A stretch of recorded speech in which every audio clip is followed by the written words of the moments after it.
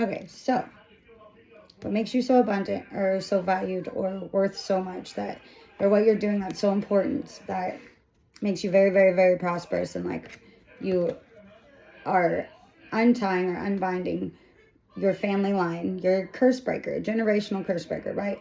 Which means that you are untying yourself and your family lineage from these invisible these invisible handcuffs or bounds. Why am I having such a hard time with that word? I don't know. Anyways, freeing yourself. There we go. Freeing yourself from, and your lineage, from these negative beliefs and this animosity. What keeps the struggle or the like way you're fighting and the limiting beliefs that don't serve you, or they bind you to continuing the same cycles and patterns and cycles over and over, like whether that is absentee father figure, or cheating spouse, or lack of prosperity, or like, you know what I mean, financial problems, or it's these little things that go down and down and down and down the line. And you know, it's not really like, where'd that come from? You know what I mean? Every generation as that's gone up, you know what I mean? This is something that's happened generation through generation through generation. Like, it's not surprise when it comes back around and happens again, right? And it's also not a surprise to your ancestors that you're doing this, because they've had their money on you the whole time, I bet. And so it's generationally coming down this this like kind of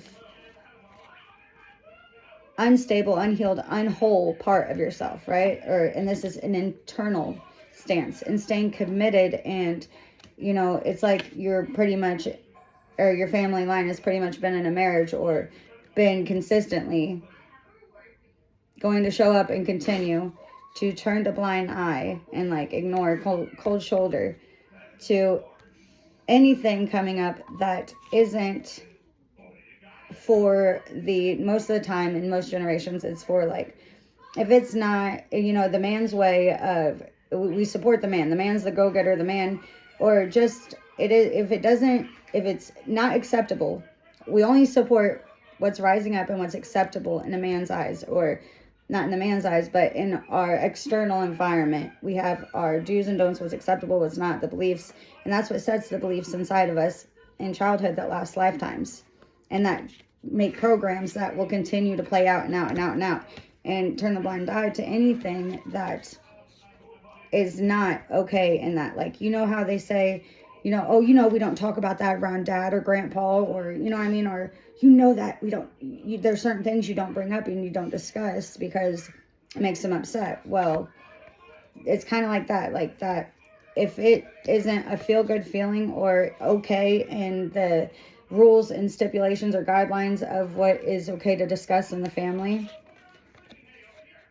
then it hasn't been dealt with. And it's like the ones at the top, right, that have created this system to work like this have not, they didn't have faith, or they didn't think that, or they thought, oh my God, I'm just slaughtering this now. Fuck. I feel like my third, I don't know what's being attacked, but something is. Is this a psychic attack? I see you and you're fired. Return to sender with love and consciousness attached. Immediately, all in one. Wrap it up with a bow on it and loose it from me and my brain and my energy, and return that baby to sender with so much love and conscious awareness around it to be dealt with on their end. Thank you. Thank you. Thank you very much. Okay. So it was like they expected that this would continue on and not continue, and that there wouldn't be anybody that would come and change this or end this. Like, they didn't perceive that it would be that anybody would step outside of their strict criteria or what they had set in place that was emotionally immature and like just neglectful, suppress your emotions. Don't feel those things. Men don't cry. And they didn't have the intuition to see that anybody could connect on that level or match that energy to be able to carry that load. And that person, in order to carry that load, would be able to not have that jealousy or envy or like that those harsh feelings, those negative feelings, and that desire for things that they couldn't afford or didn't have. Unexpected income, unexpected money. So it's like you had to have this way of being, and that you could heal this father line and the lack of love that was there, right? And the mother line of the unseen mother line, right? So this is like a scene, when your father line's the way it is because you know what I mean? It's outwardly expressed. Your mother line is more internally expressed, and the unseen stuff that you're fighting and dealing with. And it's that destruction to all of it, to that basis of understanding and being, and closing out that way of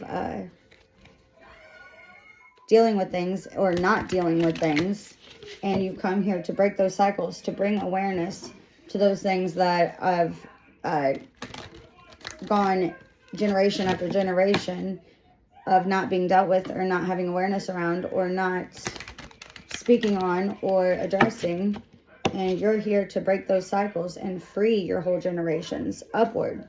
Because when you free yourself, you free the generations before you and after you. And you keep them from having to continue the same cycles and routines and patterns. And you do so with conscious awareness and through communicating about it. Your younger generation will see you conquer these things. And when it's their turn it's like I feel like the next couple generations will be tested about the same time.